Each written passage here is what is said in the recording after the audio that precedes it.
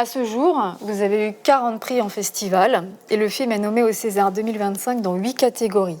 Meilleur film, meilleur réalisateur, meilleure révélation masculine, meilleure actrice dans un second rôle pour Nina Morris, dont nous allons reparler plus tard, meilleur scénario original, meilleur son, meilleur montage, meilleure photo.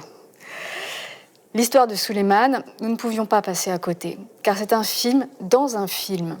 La fiction rejoint la réalité. Je trouve ça très intéressant, la rencontre dans la figure du livreur de la question migratoire et de la question de ce capitalisme ubérisé, comment les deux se croisent incroyablement bien.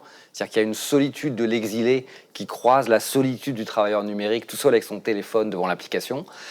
Donc thématiquement, ça m'intéresse, mais aussi cinématographiquement. On voit que quand on n'a pas de papier, on se fait exploiter à tous les niveaux, par tous les bouts en fait. On se fait exploiter pour travailler, on se fait exploiter pour se loger, on se fait exploiter pour chercher des papiers, etc. Bien sûr, Cannes, c'est les paillettes, c'est les limousines BMW, c'est le champagne qui coule à flot. Mais en vrai, quand on y va pour présenter un film, c'est pas ça qu'on voit. Nous, on y va juste avec notre stress de venir montrer notre film. On fait que bosser à Cannes. On vient, on fait notre première, on fait notre montée des marches, qui n'est même pas tellement une partie de plaisir, qui est un boulot de plus. On fait la journée presse, les journées photos. Donc on vient vraiment pour faire notre travail, quoi. Donc pour moi, Cannes, c'est avant tout la première, en fait. C'est une émotion très particulière, celle que dégage ce film.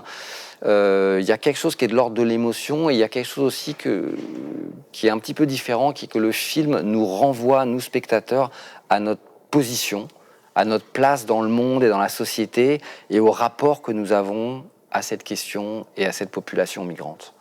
Et que le spectateur, c'est le mélange entre l'émotion, l'empathie directe avec le personnage, mais aussi la manière dont circulent ces questions et que ça renvoie le spectateur à lui-même. Il y a plein d'endroits où notre économie a besoin de ces travailleurs migrants.